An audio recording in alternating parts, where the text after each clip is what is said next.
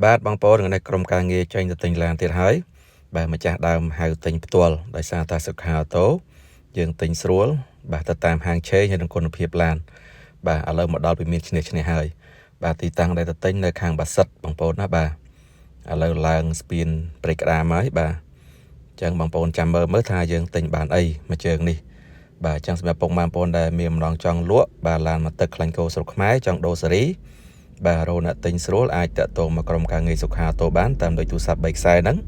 ឬក៏ឆាតមកเพจផ្ទាល់បាទពីគ្រោះត្រូវរើគ្នាបាទយើងខ្ញុំគឺទៅទិញដល់ទីតាំងផ្ទាល់តែម្ដងបងប្អូនណាបាទអញ្ចឹងឥឡូវបន្ទាប់ពីជិះមកជាគឺយើងខ្ញុំមកដល់កន្លែងឡានហើយបងប្អូននេះបាទមួយគ្រឿងនេះអាចចាត់ទុកថាជារបស់កម្រដែរបងប្អូនឃើញរៀងនេះរៀង Raptor បាទកង់នេះកង់ Raptor ដែរបងប្អូនណាបាទបំពាក់បូមទុនរឹងហើយទៀតបាទអញ្ចឹងបញ្ជាក់ជូនមកគ្រឿងនេះគឺ Ford បាទ XLT 021ឡើងគ្រឿង Raptor បាទម្ចាស់ដើមទី1ផ្ទាល់បាទជាប្រភេទឡានស្អាតលះបញ្ជាក់ជូនមកគ្រឿងនេះមិនមែនបុកប៉ះហើយគាត់យកតឡើងទេបាទទិញថ្មីពីក្រុមហ៊ុនមកភ្លាមគឺចូលឡើងភ្លាមតែម្ដងបាទបងប្អូនសួរឡើងអីខ្លះបាទឡាននេះគឺដូរថ្ពាល់មកគូហើយនឹងកាងមុខបាទឡើងទៅ Raptor ខាងក្រោយនេះគឺបិទលេងទេបងប្អូនបាទបិទលេងបាទឲ្យវាទៅជារៀង Raptor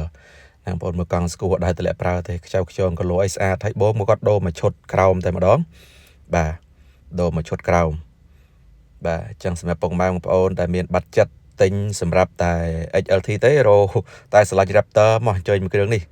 បាទព្រោះការនឹងឡើងអស់ចូលចិត្ត 10000 ហើយបាទមកឈុតធំហ្នឹង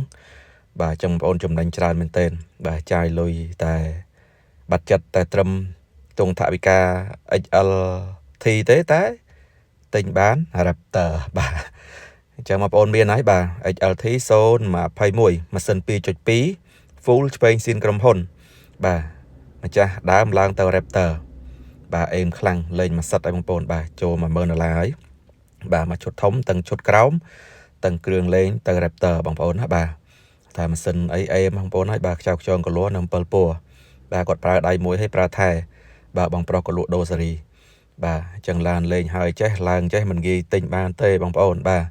តែដោយសារសុខាអូតូទិញស្រួលបាទគាត់មើលតាមเพจគឺគាត់ហៅទិញតែម្ដងបាទទៅជែកតម្លៃគ្នាបាទតែប្រហែលម៉ាត់ត្រូវរើគ្នាគឺពីក្រុមការងារឡើងទៅផ្ទាល់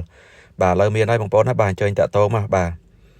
XLT ឡើង Raptor បងប្អូនណាបាទ021បាទឥឡូវក្រុមការងាររៀបចំចេញមកវិញទាំងយប់ហើយបាទអញ្ចឹងវីដេអូសូមខ្លីប៉ុណ្នេះបងប្អូនចង់ទិញចង់លក់ឡានមានគុណភាពកុំភ្លេចសុខាអូតូអរគុណគ្រប់លាបាយបាយ